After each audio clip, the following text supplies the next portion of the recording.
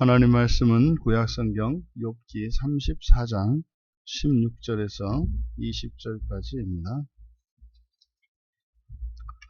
우리 같이 한 목소리로 함께 읽겠습니다. 만일 네가 총명이 있거든 이것을 들으며 내 말소리에 귀를 기울이라. 정의를 미워하시는 이시라면 어찌 그대를 다스리시겠느냐. 의롭고 전능하신 이를 그대가 정죄하겠느냐. 그는 왕에게라도 무용지물이라 하시며 지도자들에게라도 악하다 하시며 고관을 외모로 대하지 아니하시며 가난한 자들 앞에서 부자의 낯을 세워주지 아니하시나니 이는 그들이 다 그의 손으로 지으신 바가 됨이라. 그들은 한밤중에 순식간에 죽나니 백성은 떨며 사라지고 세력 있는 자도 사람의 손을 빌리지 않고 제거함을 당하느니라. 아멘. 하나님을 정죄하는 사람이라는 제목으로 말씀의 은혜를 나누고자 합니다. 만일 내가 총명이 있거든 이것을 들으며 내 말소리에 귀를 기울이라. 여기서 이제 총명이라고 번역한 말은 비나라는 말을 이렇게 번역했는데 주로 잠언에서는 명철로 번역되어 있는 단어입니다. 그래서 맨 앞에 잠언 1장 2절의 이 단어가 또 실제로 잠언에 많이 사용되는 단어죠. 그래서 잠언에는 명철로 번역되어 있습니다. 또 다른 곳에서는 신명기 4장 6절에서와 같이 지식이라고도 번역이 되어 있습니다. 또는 깨달음이라고도 번역되어 있습니다. 물론 총명으로 번역된 경우도 있습니다. 그러니까 무엇이라고 번역되었든지 간에 이 비나가 의미하는 바는 비교할 수 있는 분별력입니다. 서로 다른 두 개의 물체를 놓았을 때 두 개의 다른 점을 또 공통점, 다른 점과 공통점을 알아낼 수 있는 분별력, 이것이 비나입니다. 그래서 그러니까 이런 분별력을 가지고 있는 사람이라면 알아들을 것이다. 뭐 이런 거죠. 지금 본문에서 이야기하고자 하는 바 사람이 하나님을 어떻게 대하는지 우리가 매우 하나님을 잘못 대하고 있다는 것, 그것에 대해서 지금 엘리후가 밝히려고 하는 것인데 17절에 정의로 번역된 단어는 미슈파트입니다. 미슈파트. 그래서 정의라기보다는 여기서는 재판의 의미죠. 재판. 그래서 재판을 미워하시는 이라면, 그러니까 재판을 미워하는 이가 어찌 그대를 다스리시겠느냐. 여기서 다스린다라고 하는 것은 통치한다 이런 의미가 아니라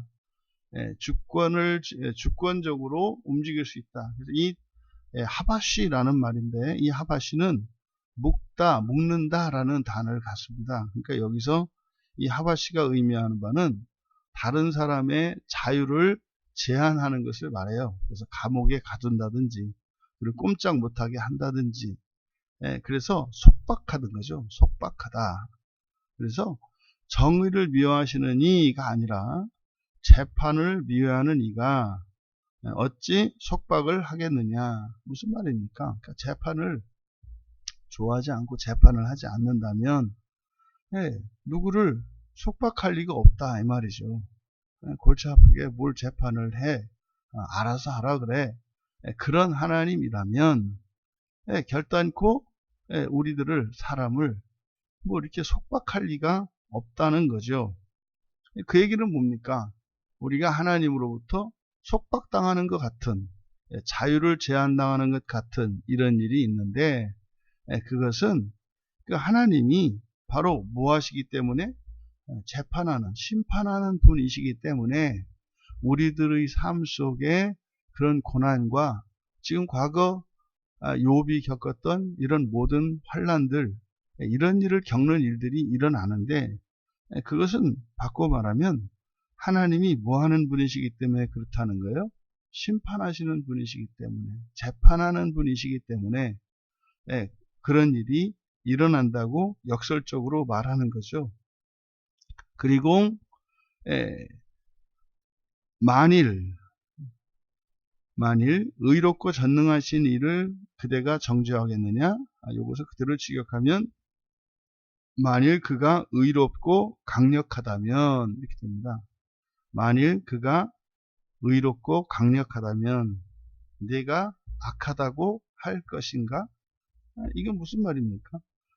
여러분들이 실제로 여러분보다 완전하고 강력한 사람을 여러분들이 악하다 그래서 그들이 악하다 그래서 악하다고 말할 수가 있습니까? 없죠. 없죠. 예, 아니 누울 자리를 보고 다리를 뻗으라고 상대가 상대인 만큼 그 무슨 득이 있다고 그 사람에게 악하다고 말할 수가 있겠습니까? 나보다 완전한 사람이고 나보다 강력한 사람인데 거기다가 대고 무슨 뭐 악하다 이렇게 말을 하겠어요. 그러니까 의롭고 전능하신, 여기서 전능하다라고 번역한 이 말이 전능의 의미는 아니고 캅비르라는 말이기 때문에 그냥 강력한 이런 정도입니다. 강력한, 의롭고 강력하다면 악하다고 할 것인가? 못하죠. 그런데 하나님께는 하죠. 하나님은 해요. 나보다 좀 힘이 세고 나보다 돈이 많고 나보다 잘나고 나보다 힘 있는 사람에게 우리들은 이렇게 사실은 아첨을 하고 그 사람들의 마음을 거스르지 않으려고 한단 말이에요. 그러다가 직접적으로 그를 우리가 악하다고 이야기하고 잘못되었다고 따지지 않는다고요. 왜요? 우리가 해를 입을 가능성이 매우 많기 때문입니다. 그런데요, 하나님에게는 해요. 하나님에게는. 또 하나님이 우리를 재판하시는 하나님이시기 때문에 우리를 속박하는 것인데 왜 속박하느냐고 이야기한다 이 말이에요. 이거는요, 재판에 대한 의미를 잘못 알고 있기 때문인 거죠. 이하 18절에서는 그는 왕에게라도 무용지물이라 하고 지도자들에게라도 악하다 하시며, 여기는 의문문입니다. 18절 이것은 의문문으로 되어 있어요. 마찬가지로 17절도 의문문으로 되어 있듯이 18절도 의문문입니다. 그래서 왕에게 무용지물이라고 하고 지도자, 여기서 지도자는 나디브인데 여기서 이 나디브가 의미하는 것은 귀인들입니다. 귀인들. 그러니까 뭐 중세로 말하자면 귀족이요. 우리나라의 뭐 조선시대 이때로 얘기하면은 뭐 양반들 뭐 이런 뜻이겠죠. 그래서 귀인들에게 악하다 하는 것이 합당한가? 왕에게 무용지물이라고 하고 귀인들에게 악하다고 하는 것이 합당한가? 우리에게 묻는 거예요. 여러분, 부자들이 잘못됐다고 하고 권력 있는 사람들이 정말 아무것도 아니라고 이렇게 말하는 것이 합당합니까? 여러분, 왕에게 얘기 잘못해봐요. 잡혀가잖아요. 왕뿐입니까? 지금이야 이제 뭐 세상이 좋아져서 그냥 아무한테나 아무 말이나 할 수 있는 세상이 됐습니다만은 옛날 왕정시대나 이런 신분사회에서 낮은 신분을 가진 사람이 높은 신분인 사람을 험담하게 되면 국법으로 다스리는 거죠. 그런 일은 없죠. 절대로 그렇게 하면 안 되죠. 그러니까 세상의 왕이나 귀인들도 험담하면 안 돼요. 안 된다는 게 뭐 법이 그렇다는 게 아니라 위험하단 말이에요. 그런데 어떻게 하나님께는 그렇게 험담을 하고 신성모독적인 말들을 하는가 이 말이에요. 여러분, 우리가 그렇게 뭐 하나님을 대놓고 신성모독합니까? 여기서 지금 엘리후가 말하는 것은 욥이 극심한 고난을 당했을 때 뭐 계급장 띄고 하나님은 뭐고 없다. 뭐 나와봐. 뭐 이걸 말하는 거죠. 그러면은요, 우리가 하나님께 험담하는 게 뭐예요? 우리의 인생을 이해하지 못할 때, 내 삶 속에 좀 불편하고 고통스럽고 어려운 환경이 되었을 때, 원망하고 후회하고 자책하고 뭐 이런 걸 말하는 거죠. 아니 여러분, 하다못해 머슴도 말입니다. 주인이 좀 자신이 좀 아프고 거기다가 주인이 좀 그런데도 일을 시키거나 저기 하면은 주인한테 험담하는 거 아니에요. 그냥 오히려 정말로 못하겠고 힘들면은 아이고 주인님, 제가 감기 몸살이 너무 심해가지고 지금 좀 좀 쉬게 해주셨으면 좋겠습니다. 이렇게 말을 하지. 주인이 돼가지고 인간성이 들어와서 말이지. 저 피토빈도 이런 거는요, 오늘날 현대인들이 그런 생각을 할 수 있다고 착각하지, 신분사회 하에서는요, 그런 생각 전혀 하지 않아요. 이 권위는요, 불가침, 침범할 수 없는 것이기 때문에 그런 생각은 아예 하지 않습니다. 그러니까 그런 생각이 없어요.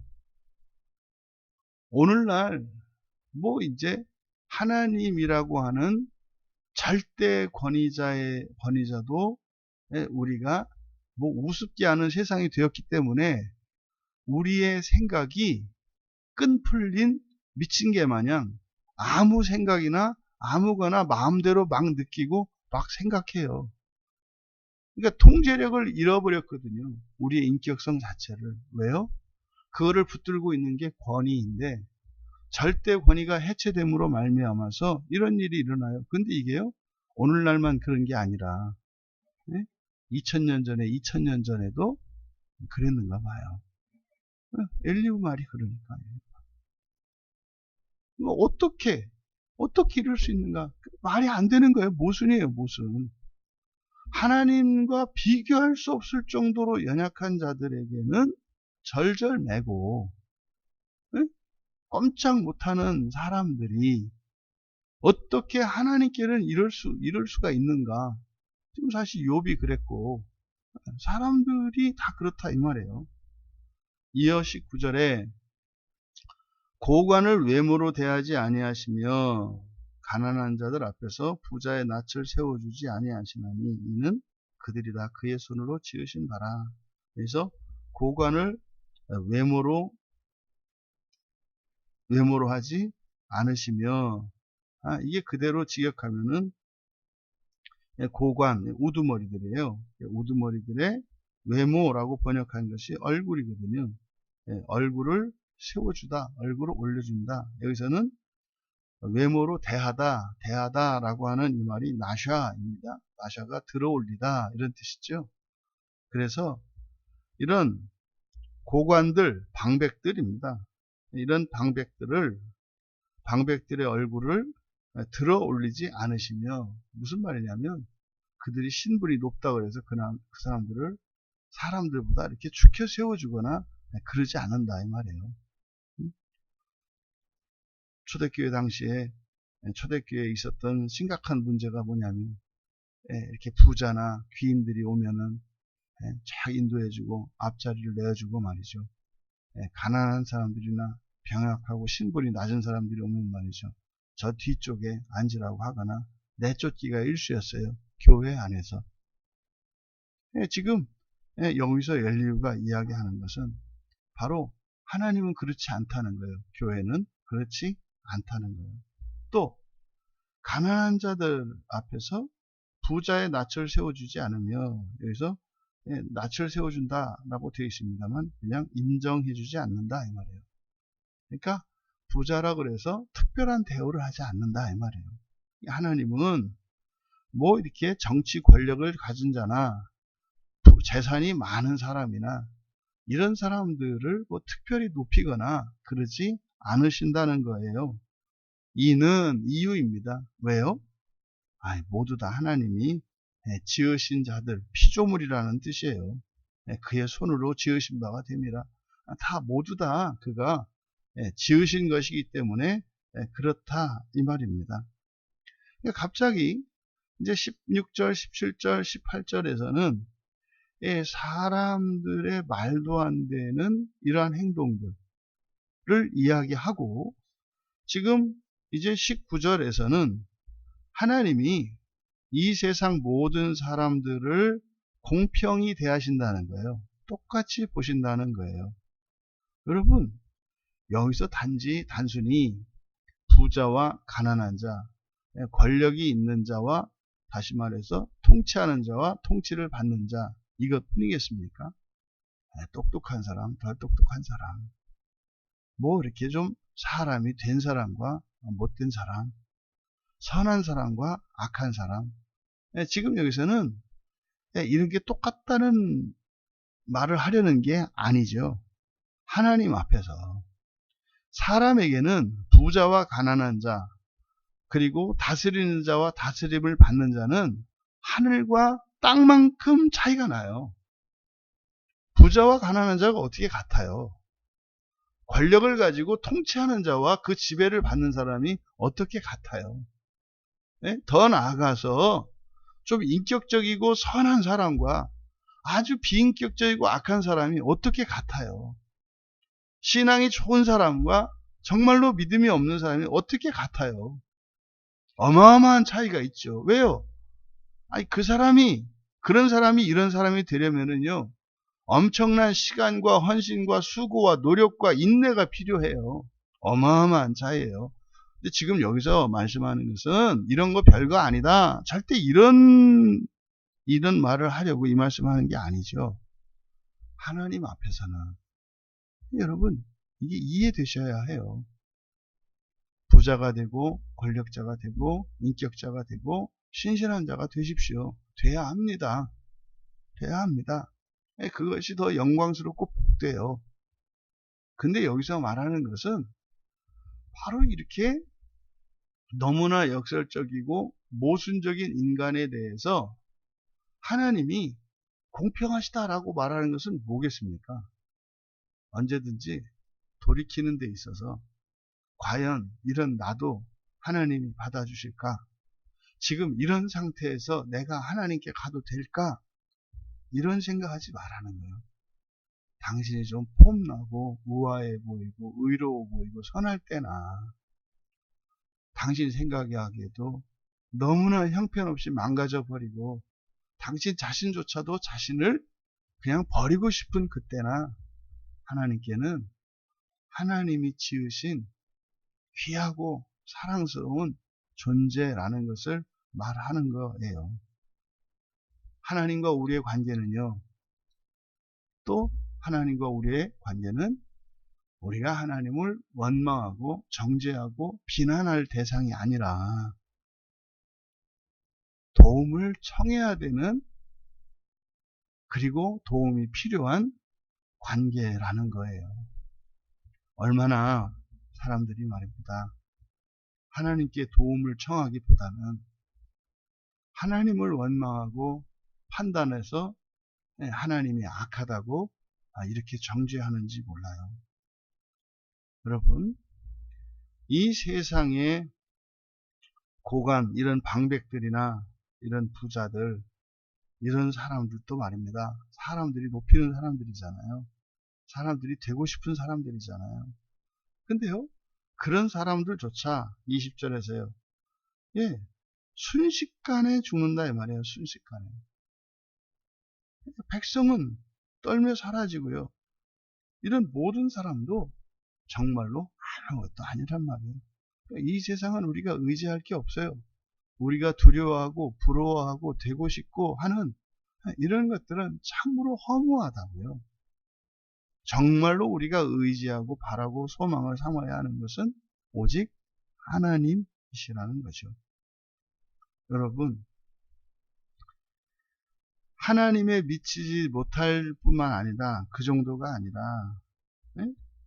사실은 뭐 비교도 할 수 없는 그런 왕이나 귀인들에게조차 말도 함부로 하지 못하는, 또 그런 이들을 우리가 부러워하고 그렇게 되고 싶어하는 이 사람들에게 예수 그리스도를 믿어서 그들에게 주신 소망이 그들이 바라는 것들과 비교할 수 없을 정도로 훨씬 더 가치 있고 영광스러운 것인데 왜 그것은 바라지 않고 비교할 수 없는 그 작은 것들을 바라고 또 이 세상 이 세상에 권력 있는 자들에게도 불평불만도 또 그들의 비유 심기를 거스르는 일도 두려워하면서 어떻게 더 큰 것으로 우리를 존귀하게 하시겠다고 하는 하나님에 대해서는 그렇게 정죄하는 일이 가능한가?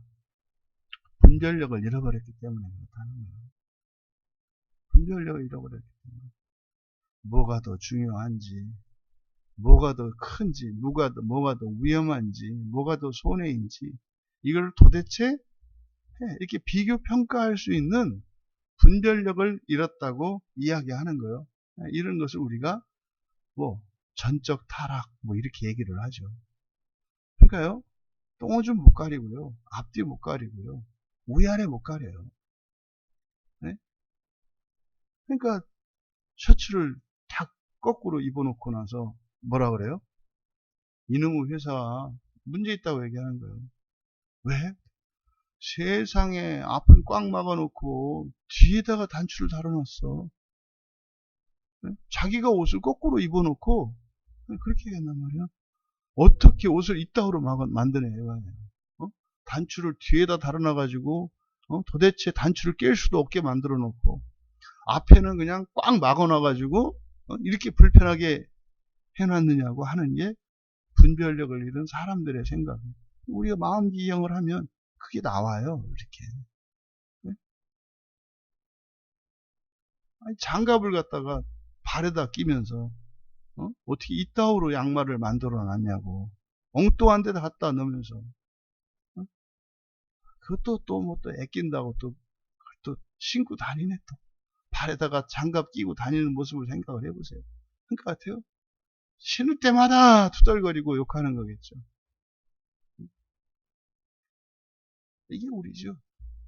이게 분별력을 잃은 상태, 죄 있는 상태인 거죠. 그래서요, 여러분, 성경만을 절대적인 진리로 믿어야 합니다. 절대적인 진리로. 성경은요, 절대적으로 옳다는 것을 믿어야 합니다. 성경을 잘못 보고요, 그걸 마치 장갑을 양말로 착각하는 것처럼 자기가 보고 싶은 대로 보거든요. 그리고 나서요, 자기가 가지고 있는 기준, 이거는 뭐다? 장갑이다. 이거를 양말이다. 장갑을 가지고 이거는 양말이다. 이렇게 5갈래로 나와 있으면 이거는 양말이다 라고 하는 기준을 갖고 있어요. 그러니까 하나님의 진리를 보는데 자기가 가지고 있는 교리적 기준이나 이런 전제들 때문에 읽어내지를 못해요. 그러니까요, 이거는 받아들일 수 없는, 이해할 수 없는, 터무니없는 그런 생각처럼 여겨지는 거죠. 그래서 여러분, 오직 성경만이 절대적인 진리라고 하는 이 사실을 분명히 깨달아야 하고, 그래서 우리가 가지고 있는 상식과 지식으로 성경을 해석해내고 성경을 재단하는 것이 아니라 성경으로 우리가 절대적이라고 믿는 그러한 것들을 바꿔야 하는 거예요. 지금 우리 교회에서 이야기되고 있는 이런 이야기들을, 이건 제 얘기가 아니라 성경에 있는 것을 그대로 말하는 거거든요. 근데 이렇게 전해주면은요, 성경을 보는 게 아니라 본인들이 알고 있는 어떤 교리적 지신을 가지고 판단을 해요. 그리고 나서 성경을 아무리 봐도 보여줘도 보이지도 않고 들리지도 않아요. 이게 설명을 해줘도 듣지도 않고 보여줘도 보이지가 않아요. 다만 뭐로 보여요? 이게 자기가 이렇게 씌워놓은 헛개 부위로 보일 뿐이에요. 장갑에 대해서 얘기를 하고 있는데 이거를 양말에 대해서 얘기하고 있다고 생각하고 있으니 아무리 장갑에 대해서 자세히 설명하면 할수록 그 사람에게는 그래 그러니까 잘못됐지 이렇게 간단 말이에요. 아니 세상을 그 양말을 가죽으로 만드는 사람이 어디 있고 발가락이 이렇게 짧은데 세상 발가락 들어갈 자리에다가 그렇게 길쭉길쭉하게 만들어 놓는 게 어딨어. 거기다가 또 이 양말은 또 깊이가 또 얕아가지고 뒤꿈치까지도 오지 않는 세상에 이런 양말을 왜 만드냐고. 아니 그게 아니라 지금 나는 장갑에 대해서 설명하고 있는데 장갑은 원래 그런 거 아니냐. 그래 그 양말이 그러면 안 된단 말이야. 이렇게 동문서답을 하게 되거든요. 왜요? 성경을 절대적으로 유일한 진리로 믿지 않기 때문에 그래요. 이게 지금 엘리후가 이 분별력 잃은 사람에게 절대적인 진리가 왜 필요한지, 그리고 하나님의 도움이 왜 절대적인지를 우리에게 설명하는 겁니다. 그래서 우리들이 가지고 있는 지식과 이런 기준들은 말입니다. 성경 앞에서는 완전히 무력화해야 되는 거예요. 우리들이 범하고 있는 많은 오류의 원인 중에 하나가 뭐냐면 진리를 일반 지식과 같이 생각을 해요. 여러분, 진리는 작은 것 하나도 그냥 진리예요. 크건 작건 많건 적건 그거에 의해서 진리는 결정되지 않아요.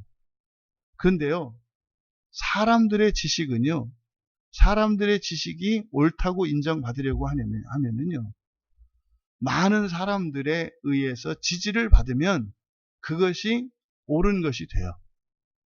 사람의 지식은 그래요. 진리는 그렇지 않아요. 그래서 성경에 딱 한 번 나와 있는 것이라 할지라도 절대적인 진리이기 때문에 그것은 옳아요. 근데 성경 진리를 사람들은 일반 지식과 같이 대하기 때문에 그 진리를 믿고 지지하는 많은 사람들과 학자들이 있는가를 물어봐요. 그것은 성경을 진리로 대하는 태도가 아니라 성경을 인간의 많은 지식 가운데 하나로 보기 때문인 거죠.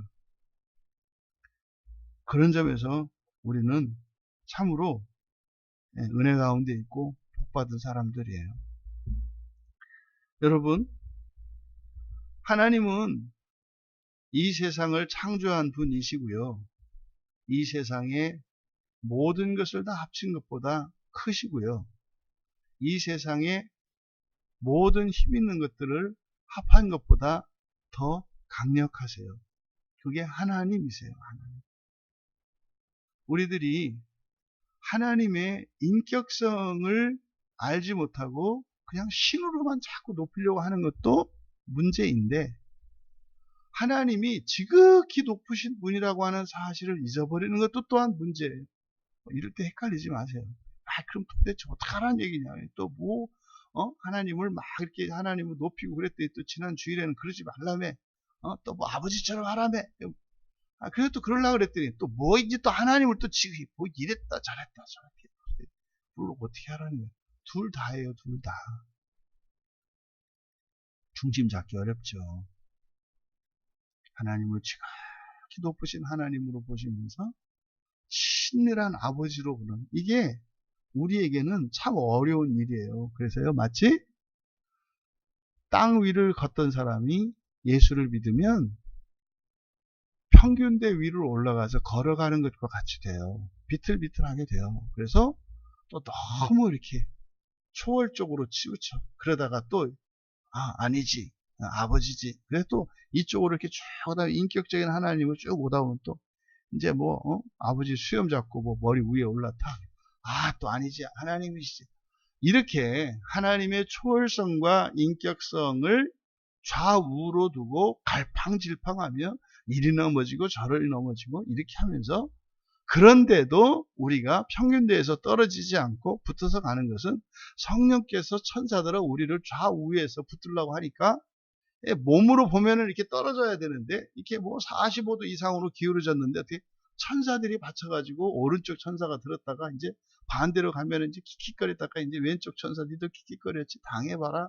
그럼 또 이제 왼쪽 천사들이 또 이러면서 우리가 평균대라고 하는 우리의 신앙에 붙들려서 가는 게 우리들의 모습이죠.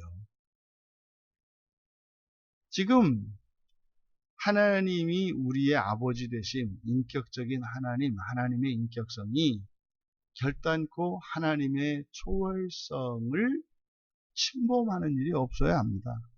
또 하나님의 초월성이 하나님의 인격성을 방해하는 그런 요소가 되어서는 안 됩니다. 함께 가야 합니다. 엘리후는 우리에게 마지막으로 뭘 얘기했습니까? 하나님은 우리를 언제나 한결같이 모두를 우리 자신의 어떠한 상태에 상관없이 언제든지 하나님께 의탁하고 나오는 자들을 받아주시고 도우시는 하나님이시며 우리가 환난을 겪고 어려움을 겪을 때 도움을 요청해야 할 분이지. 그리고 누구라도 언제라도 도움을 요청하는 자들을 도우시는 하나님이시라는 것을 우리가 기억해야 한다는 사실을 가르쳐 줍니다. 하나님을 정죄하고 판단할 것이 아니라 무슨 말입니까? 여러분의 인생을 그렇게 판단하고 원통해하고 좌절하고 후회하고 두려워할 것이 아니라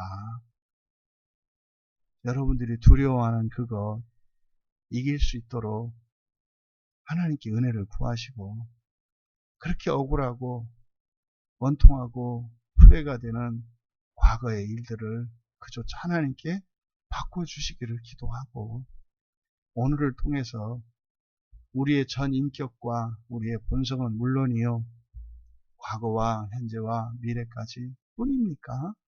나를 통해서 우리 가족과 가문과 시대와 민족을 바꾸기를 기뻐하시고 그렇게 하시려는 주님과 함께 동행하시며 결단코 하나님을 원망하거나 정죄하는 분별력 없는 자들이 아니라 분별력을 가지고 설사 사람들에게는 그러할지라도 하나님께는 그런 원망과 불평과 정죄하지 않으며 순결한 믿음으로 승리하시는 우리 모두 되시기를 주님의 이름으로 축원합니다. 존귀하신 하나님, 인생을 살며 속박을 당하는 것 같은 어려운 환경들이 찾아오는 것, 그것은 하나님이 무능하시거나 우리를 버리셔서가 아니라 우리에게 온전치 못한 것이 있어서 온전케 되어야 하기 때문에 일시적으로 하나님께서 허용하는 것임을 잊지 않게 하여 주시고 영원한 고난은 없으며 그런 고난을 통해서 더 큰 영광으로 인도하시는 하나님이신 것을 잊지 않고 늘 기억하게 하셔서 어려운 중에 하나님을 정죄하는 저희들 되지 않게 하시고 하나님을 정죄하는 것은 저희들의 인생에 대해서 불평, 불만을 품고 원망하며 낙심하고 자포자기하는 것임을 깨닫게 하여 주셔서 우리 주 예수 그리스도께서 행하신 그 구원의 능력으로 어떠한 역경과 시련 속에서도 포기하지 않고 이기며 승리하는 주의 백성들 다 되게 하옵소서. 감사하며 예수님의 이름으로 기도하옵나이다.